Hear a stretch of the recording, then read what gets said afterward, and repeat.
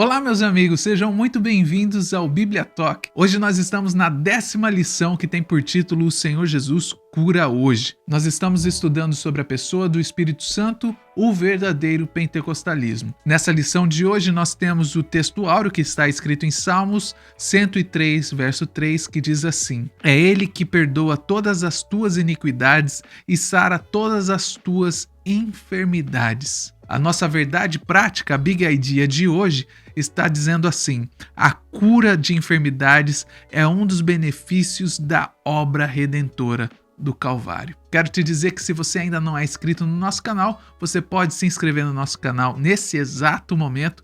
Você sabia, Pastor Elias, que 70% das pessoas que assistem os nossos vídeos, elas não são inscritas no nosso canal? Então eu gostaria que você que está assistindo aí agora, que você se inscrevesse no nosso canal nesse exato momento e clique no sininho para receber as notificações todas as vezes que nós postarmos um vídeo novo. Se você perdeu as nossas aulas anteriores, você pode acessar aqui no link que está aparecendo da playlist, aqui no card nesse exato momento. E se você quer ter a apostila com a verdade prática, com o texto áureo e com a leitura bíblica diária, você pode fazer o download dessa apostila no primeiro link da descrição desse vídeo. Sem mais demoras, eu gostaria de passar a palavra ao pastor Elias, que vai fazer a leitura bíblica em classe. É muito bom estar com os irmãos de volta para darmos sequência a esse estudo. Hoje, estudando uma lição de grande importância no meio pentecostal, que é sobre as curas divinas. Jesus ainda cura hoje, né? E nós temos aqui a leitura bíblica em classe, que está registrada em Isaías, capítulo 53, do verso 4 a 6, e Mateus, capítulo 8, do verso 16 e 17. O texto começa dizendo: verdadeiramente, ele tomou sobre si as nossas enfermidades e as nossas dores levou sobre si. E nós o reputamos por aflito, ferido de Deus e oprimido. Mas ele foi ferido pelas nossas transgressões e moído pelas nossas iniquidades. O castigo que nos traz a paz estava sobre ele, e pelas suas pisaduras fomos sarados. Todos nós andamos desgarrados como ovelhas, cada uma se desviava pelo seu caminho, mas o Senhor fez cair sobre ele a iniquidade de nós todos. Mateus capítulo 8, verso 16. E chegada a tarde, trouxeram-lhe muitos endemoniados, e ele, com a sua palavra, expulsou dele os espíritos e curou todos os que estavam enfermos, para que se cumprisse o que fora dito pelo profeta Isaías, que diz: Ele tomou sobre si as nossas enfermidades e levou as nossas doenças. Nós vamos então agora para a introdução desta lição, que vai falar sobre esse dom maravilhoso que o Espírito Santo tem concedido àqueles que creem, né? Que é o dom de curar os enfermos. Vamos ler aqui a introdução. Assim como Jesus fez no passado, ele deseja atualmente curar e libertar os enfermos e os oprimidos. Ele demonstrou misericórdia e compaixão ao tomar sobre si as nossas enfermidades e dores. O caráter e a compaixão de Jesus permanecem imutáveis na atualidade. Deus é fiel para curar as nossas enfermidades. Nós temos duas alas de evangélicos, vamos dizer assim. Uma das alas acredita no poder da cura e acreditam que Jesus ainda cura hoje, como curou no passado. E uma outra ala acha que as curas e as manifestações espirituais foi apenas no tempo apostólico. Quando ali nós temos no início da igreja primitiva, nós encontramos os apóstolos operando milagres e muitos sinais com a imposição de mão. Infelizmente, muitos atribuem que isso passou e que hoje nós temos que recorrer unicamente à medicina. É claro que a medicina está aí para ajudar, mas nós temos que saber também que o Senhor não mudou. E foi ele que deu autoridade aos seus discípulos e à igreja, para que fosse pregar seu evangelho a toda criatura. Quem cresce e fosse batizado seria salvo.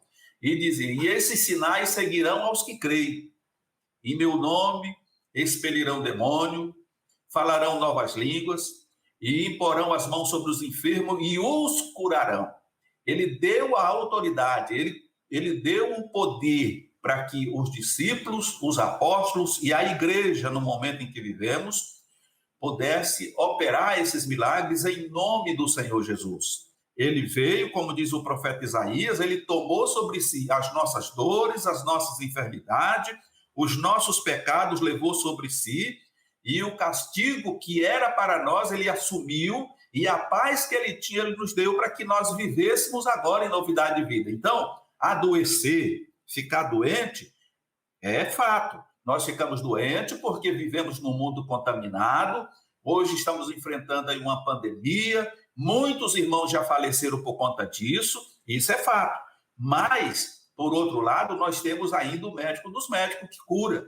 Se é a vontade do Senhor, ninguém morre de enfermidade, porque Ele é o Deus que nos sara. Assim como foi feito no passado, e nós vamos ver na lição, ainda vale para hoje. Se nós guardarmos os mandamentos do Senhor e seguirmos os seus preceitos, como ele diz aqui no texto de Êxodo 15, nenhuma das enfermidades que eu mandei sobre o Egito virá sobre vocês. Então, nós vamos ver no corpo desta lição, no decorrer desse estudo, o que é verídico e o que não é. E o que o cristão precisa fazer para se posicionar nessa condição, nessa questão. O Senhor não mudou. Ele é o mesmo ontem, hoje e eternamente. A maioria das pessoas que procurou Jesus na sua época eram pessoas enfermas. E disse que o Senhor, ao olhar para aquele povo, para aquela multidão, ele teve compaixão, porque aquelas pessoas estavam como ovelhas que não têm pastor. Então, foi por conta disso que o Senhor Jesus capacitou os discípulos, primeiro os 12, depois os 70 e hoje a igreja, para que ela dê prosseguimento a esse ministério que o Senhor nos comissionou, de pregar o evangelho, expelir demônio e curar os enfermos. Esse poder sobrenatural, automaticamente, está no Senhor Jesus, mas está em cada um que professa o nome do Senhor Jesus e recebe do Senhor a capacitação através do Espírito Santo. Diz aqui o primeiro ponto: a cura divina na Bíblia tem a ver com a saúde pública no Antigo Testamento, a prevenção de doenças como orientação bíblica e as curas de Jesus no Novo Testamento. A saúde pública no Antigo Testamento. Em Israel, a saúde era uma promessa de Deus, mas o povo tinha que fazer a sua parte. Deus garantiu a saúde dos filhos de Israel desde que eles cumprissem os termos do pacto do Sinai. Nenhuma das enfermidades porei sobre ti, que pus sobre o Egito, porque eu sou o Senhor que te sara. Êxodo 15, verso 26. A vida dos israelitas era centrada no seu Deus, conforme registra Deuteronômio, capítulo 6, verso de 4 a 9, capítulo 30, verso 20. A cura de enfermidades em Israel era essencialmente milagrosa, principalmente acerca das doenças graves. O remédio não estava nos médicos como nos povos vizinhos, mas em Deus. Jeremias, capítulo 17, 14 e capítulo 30, verso 17. Então, nesse primeiro ponto aqui, a saúde pública do povo de Israel, quando saiu do Egito, ela estava condicionada em Deus. E para isso, como diz o comentarista, cada um tinha que fazer a sua parte, ou seja, guardar os mandamentos, guardar os preceitos que o Senhor tinha dado através de Moisés. E a promessa de Deus para o povo era que, se eles guardassem os mandamentos, seguissem os preceitos do Senhor, na lei do Senhor, observando ela de dia e de noite, nenhuma das doenças que o Senhor enviou sobre o Egito viria sobre aquele povo. Até porque não existia medicina como existe hoje. Não existia. Os povos vizinhos, como por exemplo o Egito, tinha medicina. Era uma medicina arcaica, porém para a época era uma medicina avançada. Mas o povo de Israel e outros povos não tinham. E Deus, através de Moisés, ele cuidou de toda essa situação para que o povo não ficasse doente. Então, quando você lê ali os livros, Números, Deuteronômio, Êxodo, você vai encontrar ali as medidas que Deus passou a Moisés para que o povo pudesse viver uma vida de asepsia e não viesse enfermar e adoecer como acontecia em outras nações. Os milagres aconteciam, as doenças graves eram expelidas, porque Deus era o médico. Deus estava cuidando do seu povo, como ainda continua cuidando hoje. O que importa nos dias atuais, aí alguém diz assim, não, mas hoje nós temos uma medicina avançada. Eu concordo, nós temos uma medicina muito avançada. Mas o poder da cura não saiu das mãos do Senhor Jesus. É claro que se você tiver uma enfermidade, você tem dever e obrigação de procurar os médicos.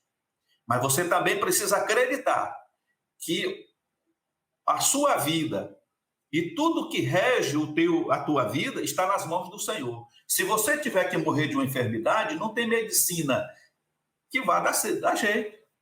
A morte, ela é necessária.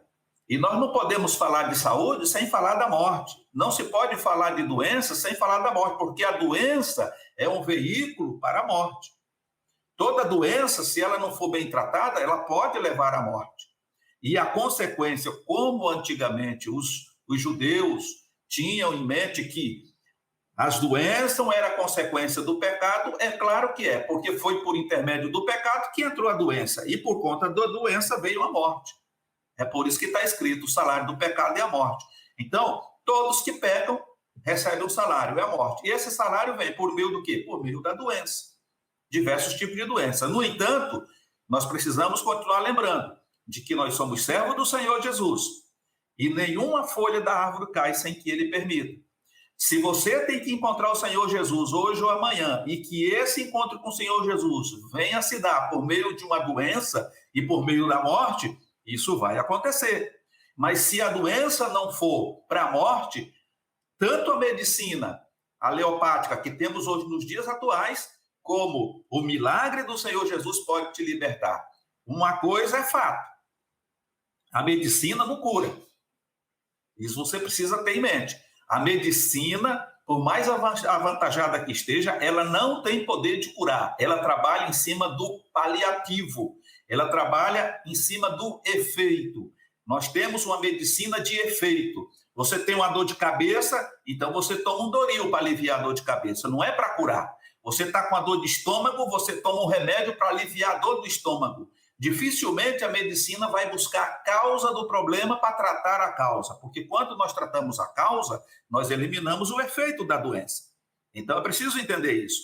Já o médico Jesus, ele trabalha diferente da medicina que temos. Jesus trabalha na causa. Elimina a causa e elimina o efeito. Amém? Só que para você ter a causa, e não importa se seja uma dor de estômago, uma dor de cabeça, ou um câncer, ou uma lepra. O importante é que você precisa crer que o Senhor Jesus cura, assim como curou no passado. Pois tudo é possível ao que crê, é o que está escrito. Tudo é possível ao que crê. Se você crê em Jesus, então ele pode te curar. Essa enfermidade que tem atormentado a tua vida por anos, ela pode desaparecer, porque a doença morre e os seus efeitos desaparecem, mediante o poder e a autoridade que há no nome do Senhor Jesus. Segundo, a prevenção de doença é bíblica. A alimentação saudável e a higienização adequada são bons hábitos que contribuem para a boa saúde. Quando a lei de Moisés instrui o povo sobre o padrão de higiene em Levítico, capítulo 15, e os preceitos dietéticos no capítulo 17, embora parte da purificação fosse cerimonial, o objetivo principal era a saúde da população. Isso mostra o interesse divino na saúde pública e individual, conforme Jeremias capítulo 8, 22. A religião, nesse caso, se constitui num veículo eficaz para a conscientização coletiva. O Novo Testamento mostra que a finalidade era uma questão de saúde pública e não purificação espiritual para salvação ou santificação. Então nós vemos que Deus se preocupou e Moisés escreveu tudo aquilo que era preciso. E durante 40 anos não se vê nenhuma notícia nos textos sagrados de que alguém adoeceu, de que alguém ficou concernente a não obedecer a palavra de Deus. Mas aconteceu sim, fatos de pessoas morrerem, aconteceu de pessoas ficarem leprosas. Por quê? Porque desobedeceram a palavra de Deus. Eles andaram pelo deserto 40 anos, os seus vestidos não se estragaram, os seus calçados não se estragaram, tiveram saúde. Agora, aqueles que distanciaram do caminho do Senhor, se desviaram, se levantaram contra Arão, contra Moisés, então esses tiveram um preço a pagar, como hoje não é diferente. No entanto, é bom lembrar que Deus não põe doença em ninguém. E a prova está lá em Jó. Quando o diabo se apresenta diante de Deus, Deus pergunta para ele: tu viste o meu servo Jó? Ele falou: vi. Tu viu como ele se desvia do mal? É um homem íntegro, um homem que obedece à minha palavra, que anda nos meus preceitos. Aí o inimigo pega e joga, né? Uma palavrinha e diz assim: mas da forma como o Senhor tem tratado ele, como quem diz, até eu faria igual. Mas toca no que ele tem para ver se ele não blasfema contra ti. Então começa aí um processo de Deus provando para o inimigo que Jó era íntegro. E Deus permitiu isso porque sabia que Jó era íntegro. Eu não sei se ele faria o mesmo por mim ou por você. Eu não sei até que ponto eu resistiria. Mas Deus conhecia Jó. E por isso Deus permitiu ir. E o inimigo foi lá, tocou na vida de Jó, tocou nos bens de Jó, depois tocou na saúde de Jó. Então não foi Deus que colocou a enfermidade, foi o inimigo que colocou. E ele ainda coloca. Tem muitas pessoas dentro das organizações religiosas hoje que estão sendo vítimas de Satanás, com doenças. E o pior de tudo, não acredita que Deus cura. Deus pode curar irmã Antônia, irmã Maria, irmão Raimundo. Não funciona dessa forma. Você precisa acreditar no milagre. E se você acreditar no milagre, o Senhor pode tirar dessa cama que você se encontra, Deus pode limpar o teu corpo, Deus pode te libertar dessa doença que está aí e que os médicos muitas vezes não descobrem, Deus pode tirar toda a opressão maligna. Eu creio em milagres. Eu tenho trabalhado com milagres na minha vida ministerial. Então eu falo de coisas que eu conheço. Você pode não acreditar, isso é um problema seu, mas a palavra de Deus ela é a mesma, ela não muda. O Senhor não mudou. Os milagres acontecem. Mortos são ressuscitados, cegos recebem a visão, surdos têm os seus ouvidos abertos e passam a ouvir, tá bom? Mudo fala, paralítico anda, pessoas com a mão ressecada voltam a ter o braço normalmente como era, como nasceu. E assim por diante, muitos e muitos milagres Deus faz porque ele não mudou, ele é o mesmo. O terceiro ponto, melhor dizendo, o Novo Testamento, as curas de Jesus. Diz aqui, Israel dependia mais de Deus e a sua garantia da saúde estava na obediência. O número de enfermos era alto e as curas efetuadas por Jesus logo chamaram a atenção do povo, conforme registra Mateus capítulo 4, 23 a 25. Jesus veio ao mundo para salvar os pecadores, 1 Timóteo 1,15. No entanto, por causa da miséria humana, operou muitos milagres, prodígios e maravilhas. O Senhor se compadecia dos enfermos, dos oprimidos e de todos os de espírito abatido, porque essas pessoas andavam como ovelhas que não têm pastor. Mateus 9, 36, Marcos 6 e 34. A compaixão era a principal motivação de Jesus para ministrar ao povo, e isso não mudou com o tempo, pois a promessa de cura divina continua valendo. Marcos 16, 17 e 20, aonde encontramos: ide por todo o mundo, pregai o evangelho a toda criatura, quem crê e for batizado será salvo, e quem não crer será condenado. E imporão as mãos sobre os enfermos e os curarão, e expelirão demônios, e falarão em novas línguas. Essas promessas, elas seguem aos que creem. Assim como o batismo com o Espírito Santo, o batismo no Espírito Santo com evidência de novas línguas acontecem, os milagres também acontecem. Depende de crer. O Senhor te deu autoridade para curar os enfermos, expelir demônio e ainda diz mais: e se beberem alguma coisa mortífera, não lhes fará dano algum. Será que a palavra de Deus é mentirosa? Será que Deus mudou? Não mudou, não. Essa receita, ela tem validade hoje ainda. Se você é um servo do Senhor, você tem que se revestir desse poder glorioso buscar a capacitação do Espírito Santo e começar a fazer a obra de Deus integral, completa. Hoje muitas pessoas não vêm para Jesus porque as pessoas hoje elas querem ver para crer. Elas querem ver para crer. Então, não adianta você falar que Jesus cura, que Jesus liberta e não acontece nada. Mas se você prega que Jesus cura e durante a reunião Jesus cura alguém sobe lá em cima e diz, olha, eu quero dar um testemunho porque no culto passado eu tive aqui, o irmão fulano pregou a palavra, eu criei na palavra que foi pregada e eu recebi um milagre, então eu quero contar o meu milagre. Aquela pessoa que está ouvindo, ela vai dizer, epa, não é verdade que o Senhor cura mesmo? Ah, eu quero isso para mim também. Agora, falar que Jesus cura, que Jesus salva, que Jesus é bom, e você continua na miséria, continua numa coisa terrível, doente, caxingando, com a muleta debaixo do braço, sendo puxado para cá, empurrado para lá. Como é que as pessoas vão crer? Então, meu amigo, o evangelho ele tem que se acompanhar de milagres. Você pode ser a pessoa mais eloquente do mundo. Pode conhecer de homilética como ninguém. Pode conhecer a Bíblia de Gênesis e Apocalipse.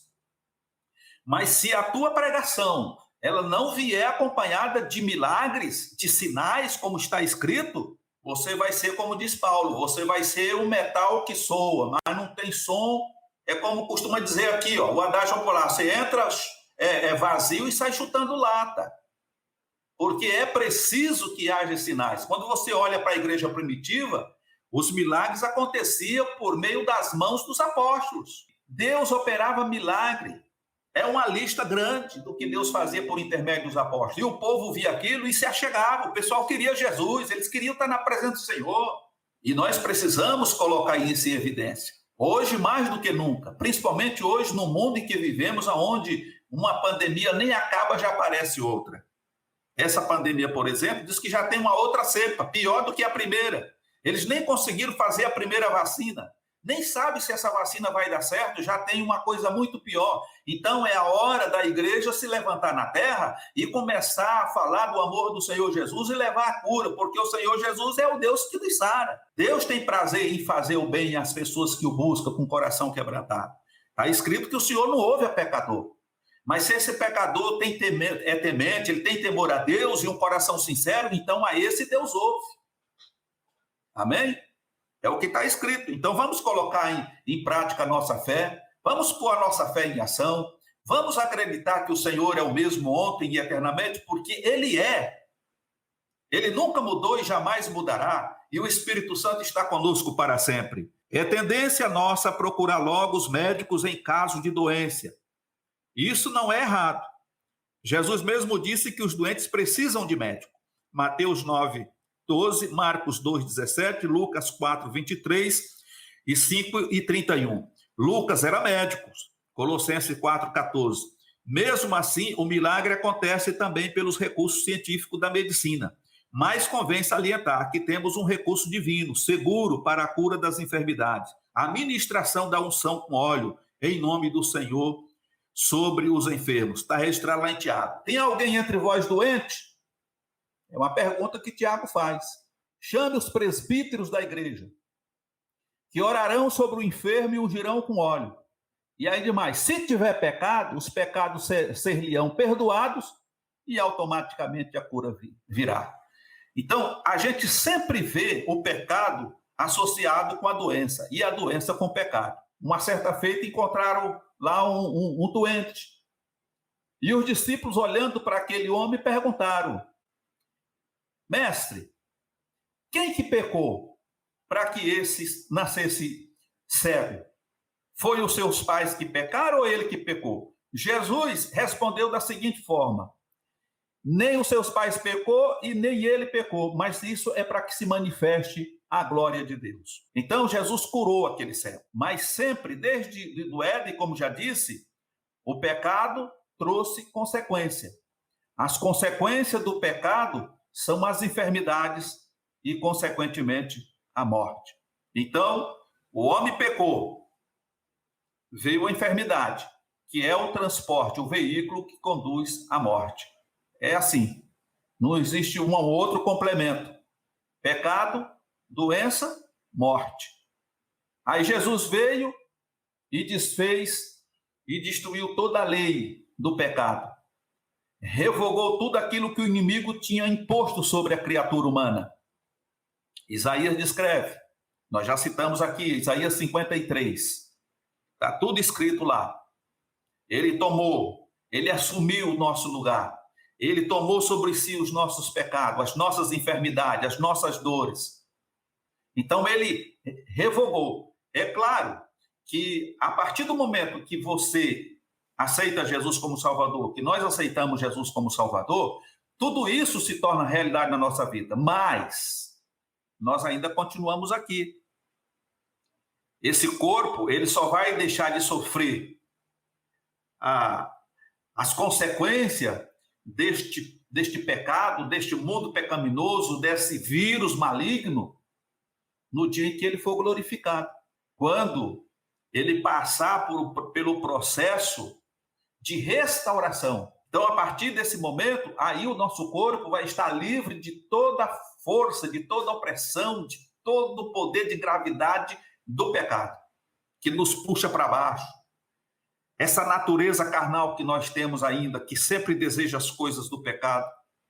Então, quando chegar o dia que nós tivermos o nosso corpo glorificado, então nós estaremos 100% livres e estaremos dentro da vontade de Deus, que é estarmos sempre no plano original de Deus. Vamos aqui para o tópico 2, a cura divina como parte da salvação. O discurso profético de Isaías 53 anuncia a obra redentora de Jesus no Calvário. Encontramos alguns detalhes dessa palavra profética no Novo Testamento, que mostram com clareza que salvação e cura divina caminham juntas. Salvação é um termo que se aplica a diversas ações de Deus no Antigo Testamento em favor de seu povo, como o livramento da escravidão, da fome, da espada e das enfermidades. A salvação da condenação eterna é o livramento do poder da maldição do pecado e a restituição do ser humano à comunhão com Deus. 2 Coríntios, capítulo 5, 19, Hebreus, capítulo 2, verso 15. Deus propôs a salvação para todas as pessoas, conforme registra Tito, capítulo 2, verso 11.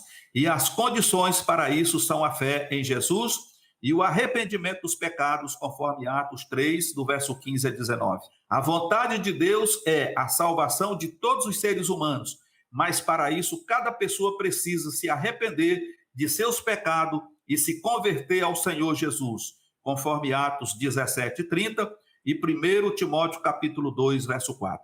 Então nós vemos aqui que o ponto principal do livro do profeta Isaías, capítulo 53, é o Senhor Jesus levando sobre si os nossos pecados, as nossas enfermidades. Por quê?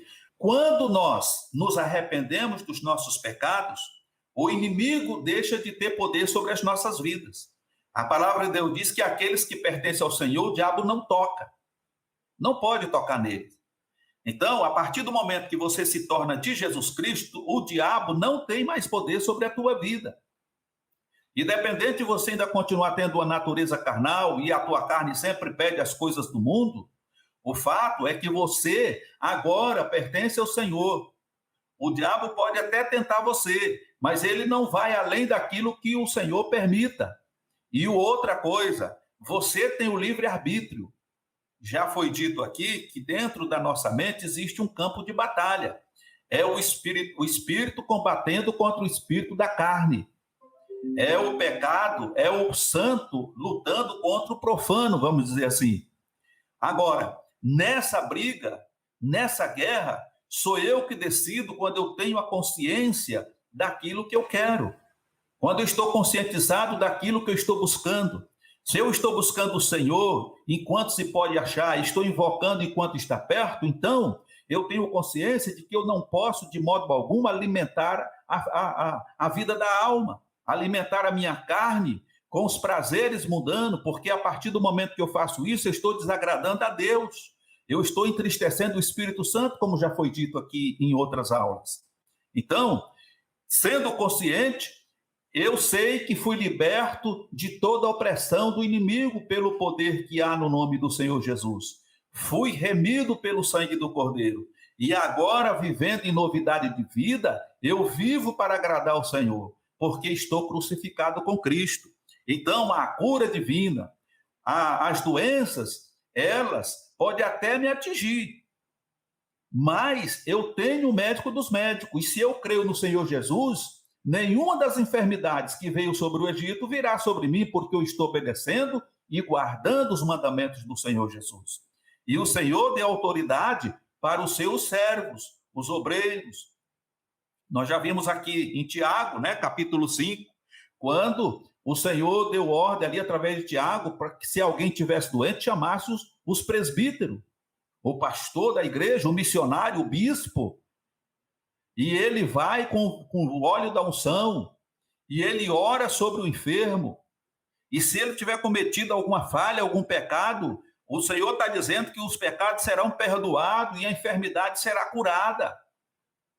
Então eu preciso acreditar no Senhor Jesus e fazer a minha parte. Tópico 3, a cura divina e os desafios atuais. Os desafios atuais são diversos, e dentre eles, saber sobre a natureza da enfermidade, se o problema é físico ou espiritual, e ter o discernimento sobre a vontade de Deus. O ponto 1 diz assim: as doenças, as enfermidades são uma das causas de maior sofrimento ao ser humano.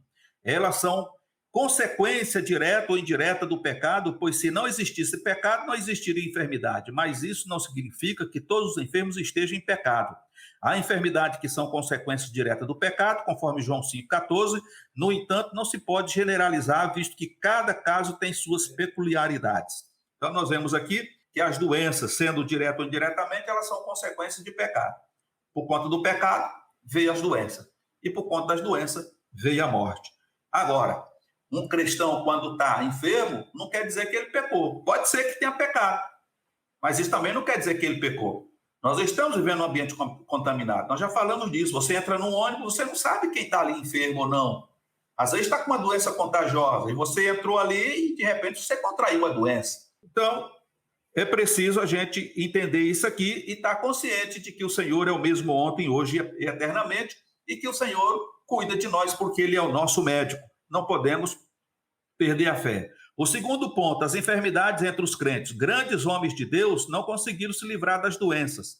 Esse é um desafio, às vezes fora da compreensão humana. O apóstolo Paulo tinha um espinho na carne, 2 Coríntios 12, 7, capítulo 12, do verso 7 a 10. E qualquer que seja a natureza desse problema, era sem dúvida uma enfermidade. Gálatas capítulo 4, do verso 13 a 15. Timóteo tinha problemas no estômago. 1 Timóteo capítulo 5, 23. Paulo deixou Trófimo doente em Mileto, capítulo 4, verso 20 de 2 Timóteo. Não confundir doença com possessão maligna. Jesus conferiu à sua igreja o poder de curar enfermos e libertar os oprimidos do diabo. Mateus 10 e verso 8, Marcos 16, 15 a 20.